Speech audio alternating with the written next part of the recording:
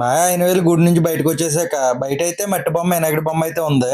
నిజానికి చెప్పాలంటే మన ఇంట్లో కూడా మట్టి బొమ్మలో ఉండాలి. దానికి ఆదర్శంగానే ఇక్కడ బొమ్మ అయితే మట్టి బొమ్మ పెట్టారు. ఎలాగో లోపలికి వెళ్ళి దర్శనం చేసుకొచ్చేసాం కదా అని చెప్పేసి భోజనంకి అయితే బయలుదేరాం. ఇక్కడ భోజనానికి వెళ్లే దారిలో మధ్యలో ఒక అమ్మాయి అయితే వెంకటేశ్వర స్వామి రూపాన్ని అయితే ధరించింది. ఆ వేషంలో అమ్మాయి చాలా బాగుంది. భోజనానికి బయలుదేరేటప్పుడు అయితే అందరూ ఒకసారి బయలుదేరినట్టున్నారు. జనం కూడా చాలా ఎక్కువగానే ఉన్నారు. కానీ భోజనాలు అయితే ఇప్పుడే స్టార్ట్ చేస్తున్నట్టున్నారు. భోజనానికి అయితే జనాలు ఎక్కువ ఉండడం వల్ల ప్లేట్లలో పెట్టేసి అయితే బయటకి అయితే ఇచ్చేస్తున్నారు. ఎలాగంటే అంతా బప్పీ సెక్షన్ టైప్ పెట్టేశారు. భోజనాలు అయితే ఓ స్వీట్, ఓ పచ్చడి, ఓ కర్రీ, అలాగే పప్పు కూడా వేసారు. మా ప్లేట్ భోజనాలు అన్ని పట్టుకెళ్లి ఫ్రంట్ సైడ్ ఉన్న ఖాళీ స్థలంలో అయితే మనం తినాలి. అలాగే ఈ భోజనాల విషయంకి వస్తాయి, వీటి టేస్ట్ వచ్చేటప్పటికి మరి అంత కాదని చెప్పేసి అనుకోవాలి. కాకపోతే దేవుడి భోజనాలు కాబట్టి తినాలి, తప్పదనుకో. నాకు వచ్చేసి భోజనాలు బాగా నచ్చిన ప్లేస్, దేవుడి ప్లేస్ ఏదంటే శ్రీశైలంలో. మాయా శ్రీశైలంలో భోజనాలు ఉంటాయి. మాయా ఒక్క పప్పుతో తినేచ్చు. ఫుడ్ క్వాలిటీ కూడా చాలా బాగా మెయింటైన్ చేస్తారు అక్కడైతేనే. అలాగే భోజనం తిని బయటకు వచ్చేటప్పటికైతే ఇక్కడ పిల్లల కోసం మంచి ప్రోగ్రామ్స్ అయితే పెట్టేశారు. మాయా అలాగే ఇక్కడ ప్రోగ్రామ్ లో పాల్గొన్న వాళ్ళకి సర్టిఫికేట్లు అయితే ఇస్తున్నట్టున్నారు. ఓకే, మా ఈ టెంపుల్ లో అయితే మా జర్నీ అంతా పూర్తి అయిపోయింది. ఈ వీడియో కనుక నచ్చితే లైక్ చేయండి. అలాగే మా ఛానల్ అయితే సబ్స్క్రైబ్ చేసుకోండి. మాయా.